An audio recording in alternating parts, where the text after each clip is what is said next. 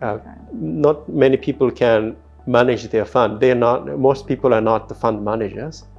So the state force all citizens to save in the provident fund. That's the concept of such schemes. But then to guarantee their old age life, they need to collect 40% from employers and workers. But what about Indonesia? Which one shall we go for? Or we can have both, of course, but does it have to be mandatory for both? Or keep the JP mandatory and create a new one for universal and make JHT voluntary? Or there may be a lot of formula here. Okay. And I think national-wide discussions needed, including young people.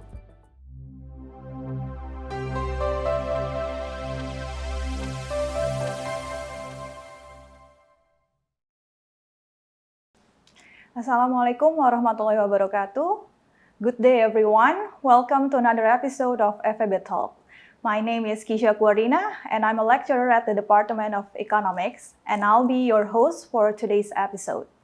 So in today's episode, we are privileged to welcome a distinguished guest speaker or guest for today's FEB Talks, Mr. Ippei Tsuruga.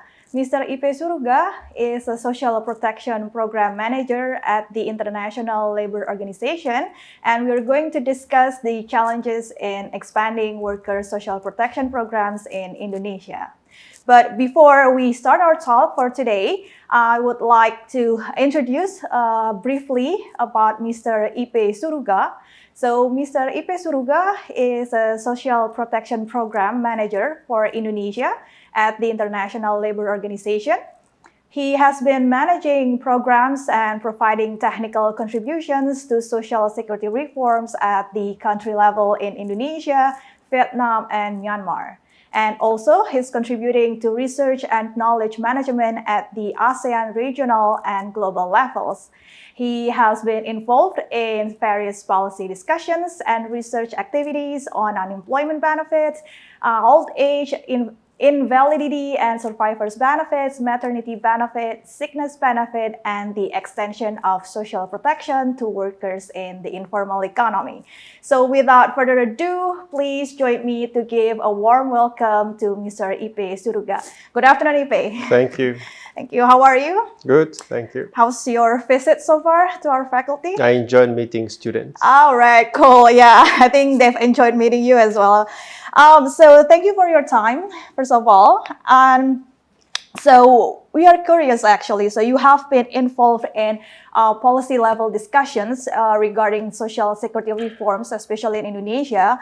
But tell us, why is it necessary or why is it important to reform the social security programs in Indonesia? I mean, which part of our social security program in Indonesia that is still lacking, for example, comparing to our neighboring countries? Okay. From the ILO's perspectives, first of all, we always refer to the international labor standards, so international social security standards. More specifically, we always refer to the ILO Convention 102, International Social Security Minimum Standards. That was adopted in 1952, and that has set out 9 social security branches, social security benefits necessary for people to receive in any countries that wherever we provide an advice to.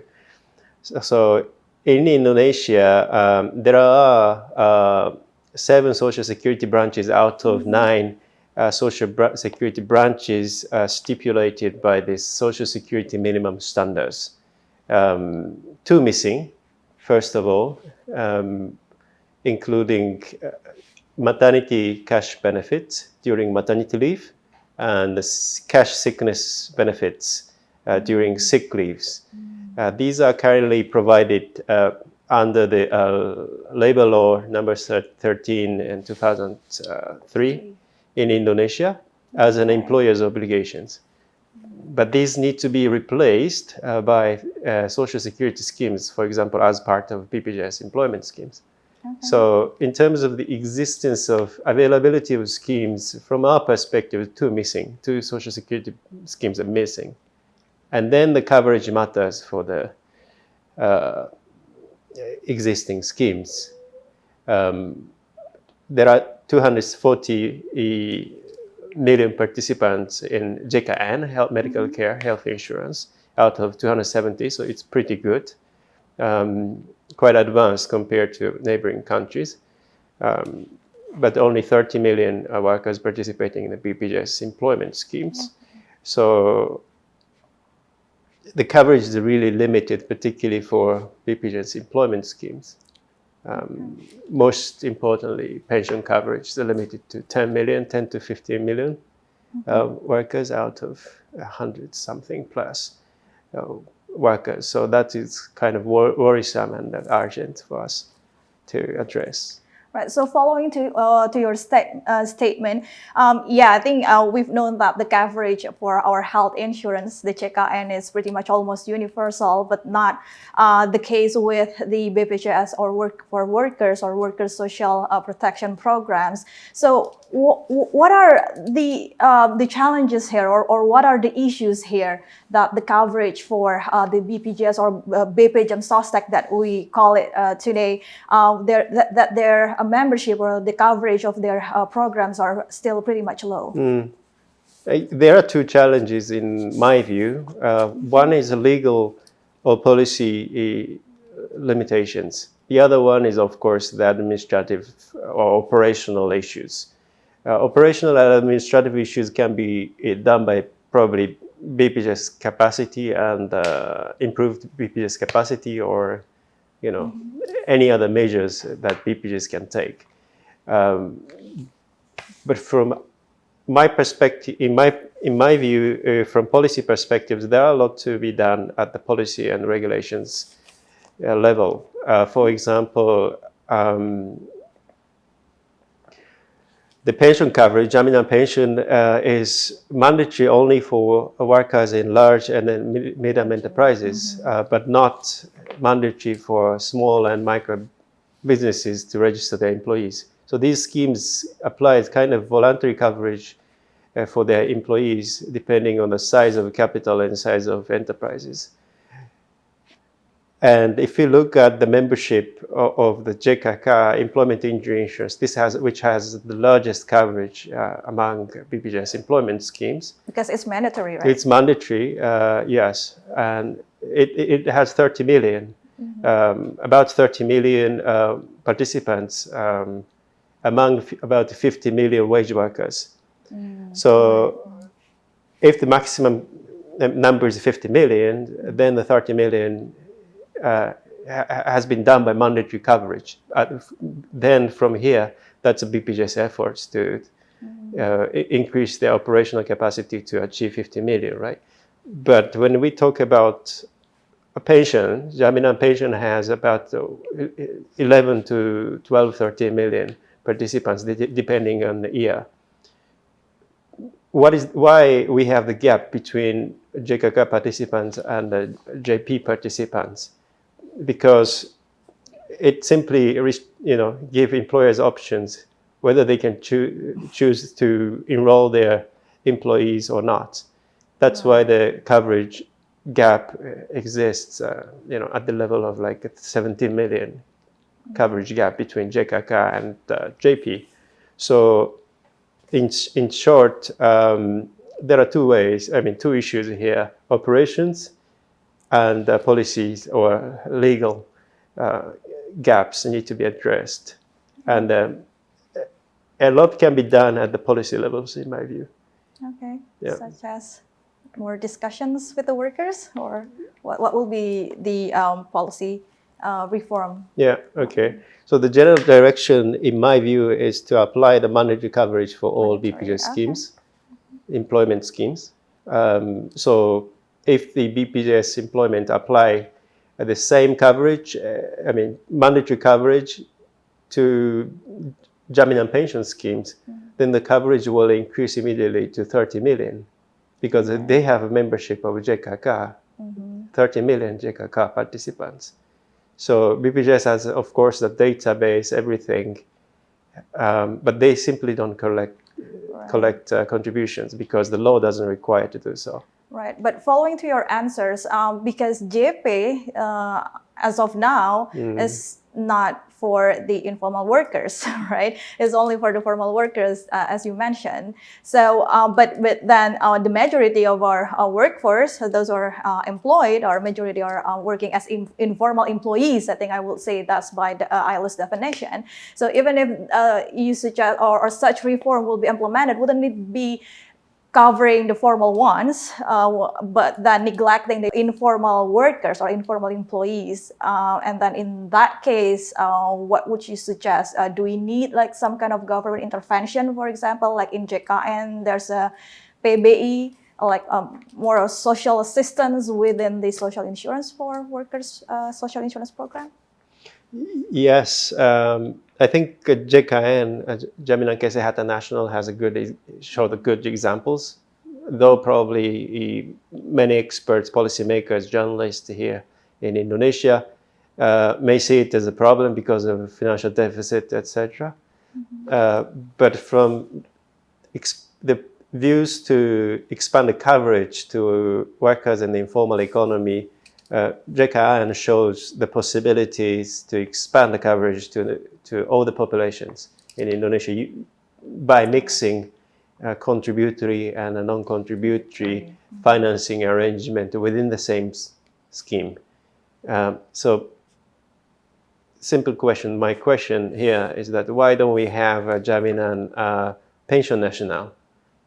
Many countries have such arrangement with probably different name. My country, Japan, has such a program. When residents become age 20, in my country, everyone become obliged to pay a contribution to national pension scheme, basic national pension schemes, and then at the end of their life, when they retire, everyone receive at least some level of income every 2 months. So children will not have to pay. But here in Indonesia, currently a Bantuan Sosial is managed and administered by the Ministry of Social Affairs. And it's not necessarily connected to BPJS employment operations or selections of beneficiaries. But I think it is absolutely necessary to link these two schemes at the level of policies and on operations. For example, if BPJS Jaminan pension schemes become mandatory for all wage workers, or even wage and non-wage, let's say, and if some of the workers cannot accumulate contribution histories because of their difficulties in paying contributions, and then probably government subsidies can help them to pay contribution or subsidize the benefit parts. There are such different arrangements possible. We can think about any kinds of arrangements as possible. But what is important is well integrate these contributory and non-contributory financing modality into one pension system, because there is no country that has achieved the universal coverage solely by a contributory scheme. Okay, so it has to be combined with non-contributory scheme. But I think I have a follow-up question then. If then there will be a non-contributory scheme assisted by the government for this informal or non-wage workers, for example, with the scheme like PBI and JKN, targeting towards the vulnerable ones or the poor ones. Because in my experience, there's an argument that if we add more into their social assistance, in this case, in terms of their pension contribution paid by the government, it will then encourage informality trap. If not, the workers or the informal workers will be discouraged from transiting from the being informal employees to formal employees. I think the idea of or the focus of the government is to reduce the number of informal workers. But if we do such things, increasing their social assistance benefits, then it will promote informality trap, and then it will then also promote poverty trap. What's your thought on this? Yeah, it's. I would say it's like a chicken and egg question.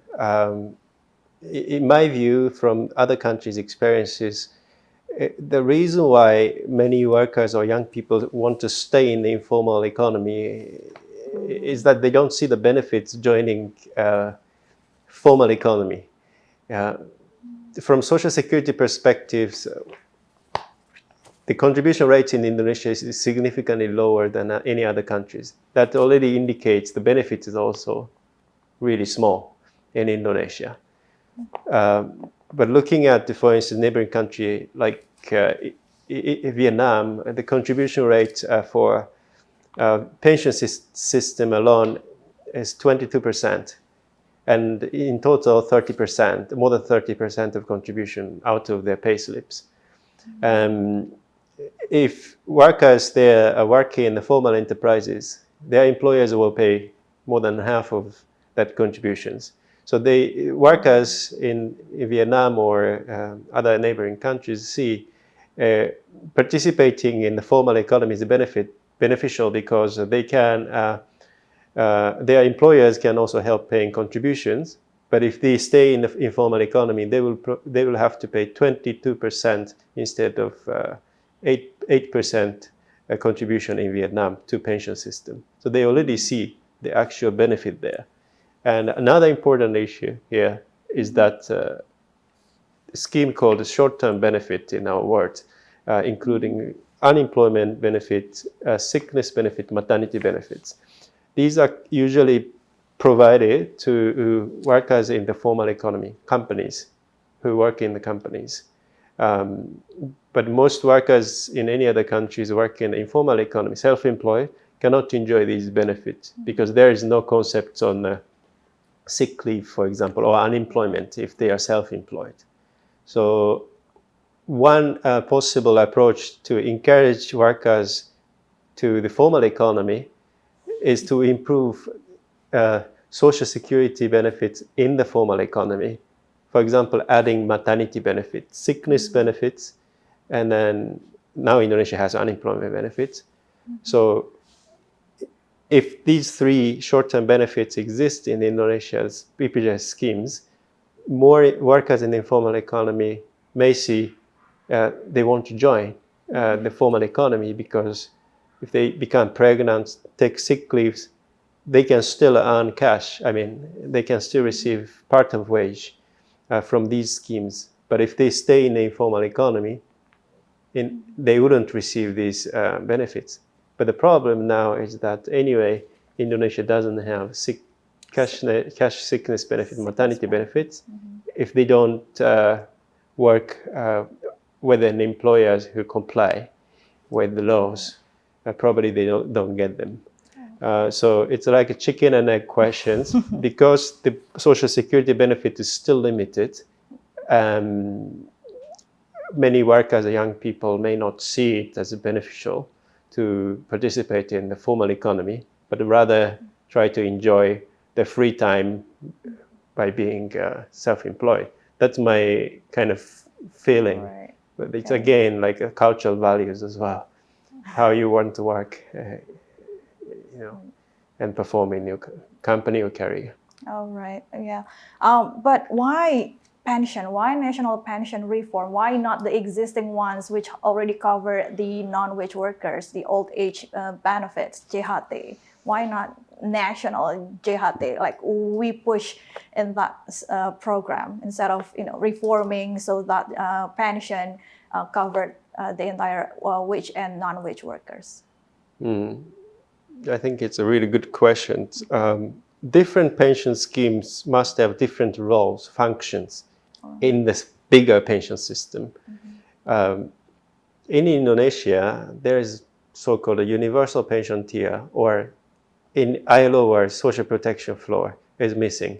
That that schemes or system guarantees at least minimum living standards. Amount of cash can be transferred with or without employment status during your career. Okay. That part is absolutely missing. The role of that part of pension system is to guarantee at least something you can get for your consumption, daily consumptions. But the problem or the challenge of such pension scheme alone is that the amount is really small. Because usually the contribution amount is also lower because it needs to attract wider populations to contribute, or the tax funds fully subsidize the scheme. But the government usually doesn't want to collect a lot of tax to fund that part.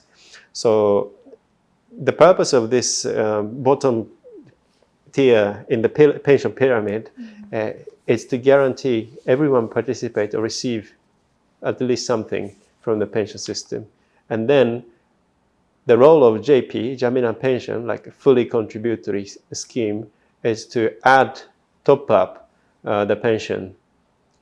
That can be, of course, extended to non-wage workers as well, but it needs to be mandatory again for everyone. But with the same design with the wage workers? The same design.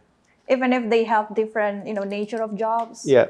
In Vietnam, for example, I'm talking about several options, but one option, as you explain here, is something like Vietnam schemes. Workers in the companies or self-employed, both of them have to contribute to pension schemes like JP, and the contribution rates is 22% in total. If you work in the company, you only pay 8%, and your employer pay 14%. But if you're self-employed, you need to pay 22%. It's mandatory. And this is one possible design. And there is, of course, also the room to add a subsidy to protect those vulnerables. For example, some of non-wage workers may not have a high income, and then resulting pension may be smaller, much smaller than minimum living standards. Then possibly the government subsidy, PBI, can help them at the end. Okay. But it can be like benefit subsidy instead of contribution subsidies. So there are many ways to do this. JHT, the design of JHT is really similar to bank savings. So there is no kind of solidarity risk pooling. We call it the defined contribution. So if your earnings, the level of earnings is small, really low, what you will get is also really low. And there is no government subsidy component to guarantee minimum living standards. So if you work in like kaki lima here or anywhere like Pangkas Rambut, your monthly earnings may be much lower than what you will probably need in the future, because you will have to finance 25 years, 30 years after your retirement without working. But the question is, for example, you have two bank accounts. One is your personal private bank account. The other one is JHT. But these people may not be able to save enough in JHT accounts, because JHT contribution currently is 2% for non-wage workers. 2% of your monthly earnings, which is 3 million, let's say 3 million monthly earnings, multiplied by 2% for 12 months times a 30-year career, you can already calculate how much they will have in the JHT saving account. It's not enough for many people. So having the pension design for like a JP is in a way more fair. How can I say? It's not fair for high earners, but it can be more equitable. Okay. Or because the risk pooling risk pool is created both by high earners and low earners, and there is also minimum pension as part of the JP schemes. And if they have low earnings, they can still have at least, the minimum pension level of benefits. So improving JP pension design can be more beneficial for those who have a shorter career or low earning. But again, there are a lot of options. But it's a kind of country choice which one, which kind of schemes the country is improving for. One additional example is, for example, Singapore. It has a really well-established scheme provident fund like JHT, but the contribution rate is about 40%. So it's kind of mandatory saving scheme in a way. Not many people can manage their fund. Most people are not the fund managers. So the state force all citizens to save in the provident fund. That's the concept of such schemes. But then to guarantee their old age life, they need to collect 40% from employers and workers. But what about Indonesia? Which one shall we go for? Or we can have both, of course, but does it have to be mandatory for both? Or keep the JP mandatory and create a new one for universal and make JHT voluntary? Or there may be a lot of formula here. Okay. And I think national-wide discussions needed, including young people. Including young people? Yeah. And why is that?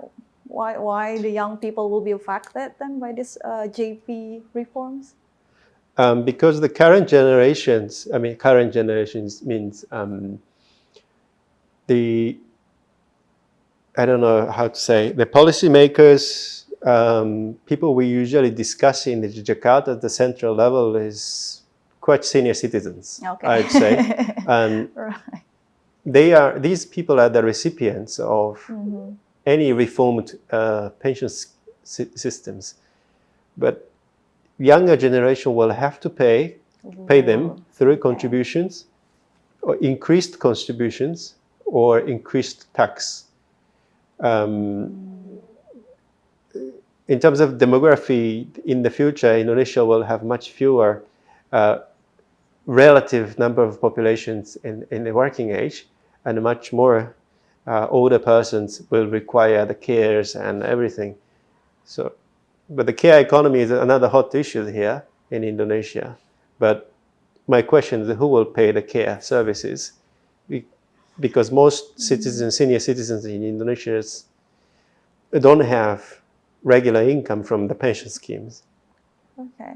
So does that mean that if these social security reforms, especially the big grant of this GP or Jaminan Pension, National Jaminan Pension programs are not implemented sooner or in the near future, does that mean there will be an adverse impact for our future younger generations?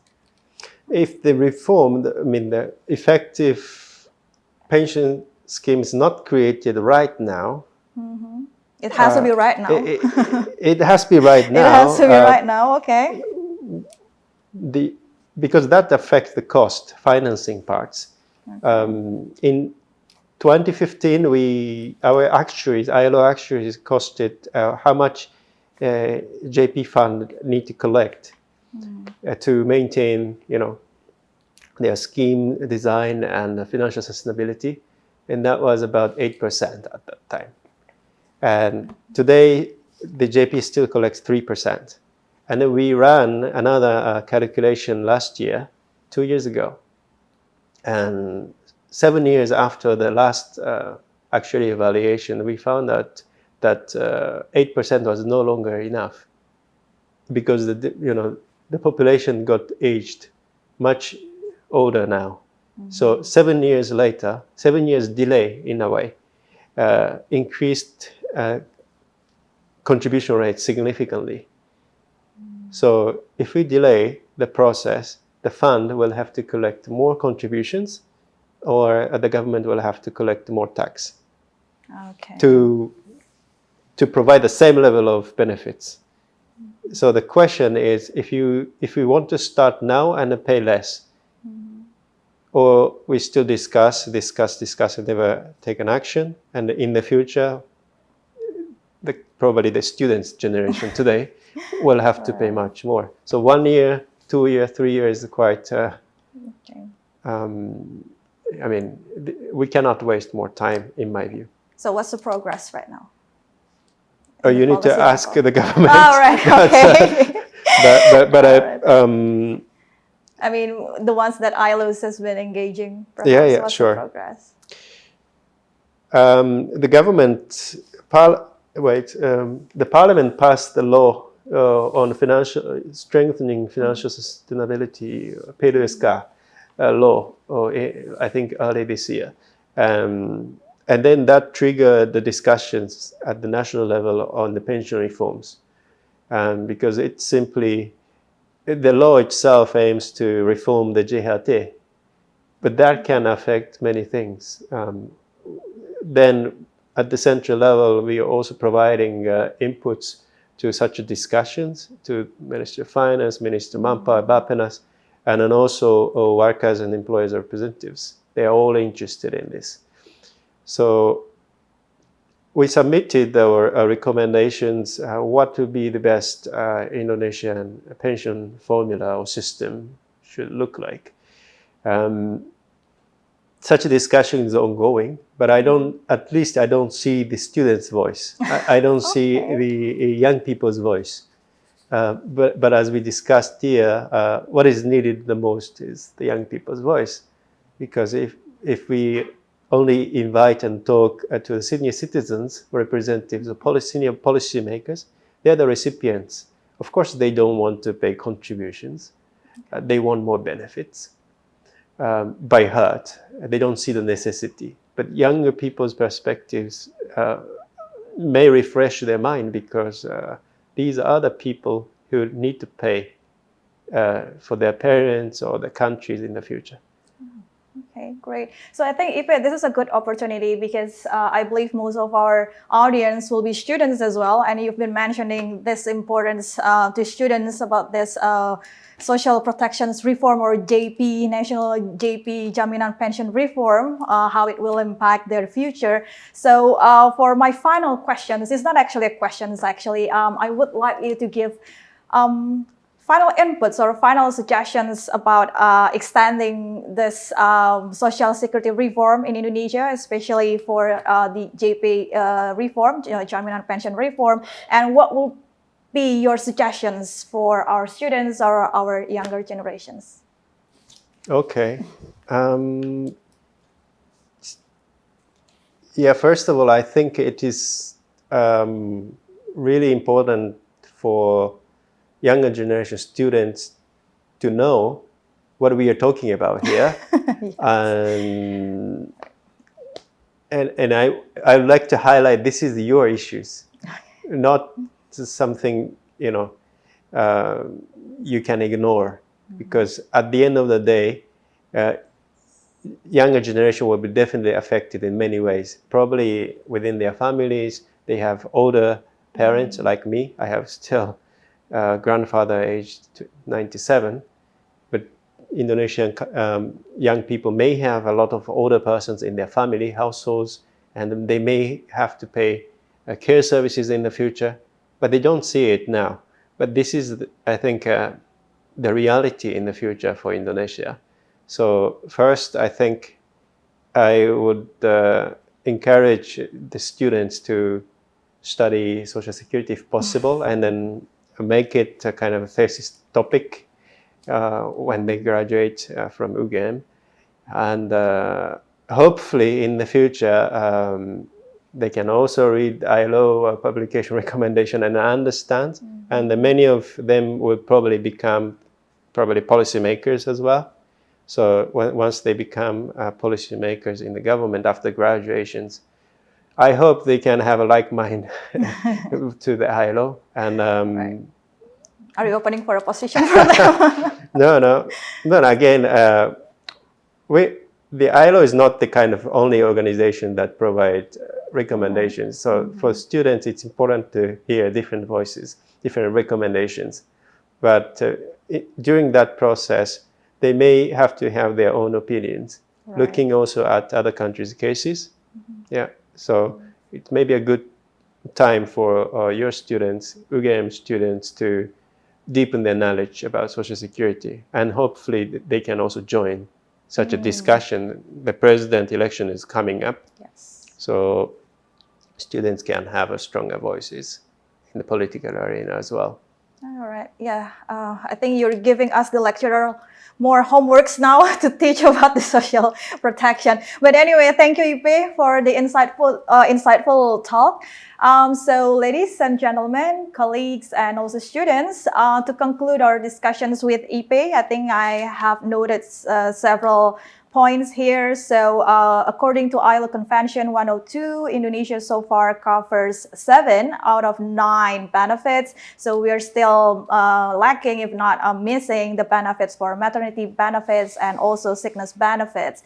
And we also still have several challenges in expanding worker social protection in Indonesia. They are about policy and regulations, and also challenges in its operation. And Ippei also highlights the importance with this well-integrated programs between the contribution scheme and non-contribution schemes, and where the reform has to be done right now, has to start right now. I think that's the most important point. Otherwise, it will have some consequences for our future generations. So once again, Ippei, thank you very much for your time, and hopefully this won't be our last time meeting you here in our faculty. Looking forward to meeting you again here in our faculty. Thank you. So that's it, everyone, for today's episode. Stay tuned for more episodes of FEB Talks. Until then, I'm Kisha Kwarina signing off. Thank you for watching. Wassalamualaikum warahmatullahi wabarakatuh.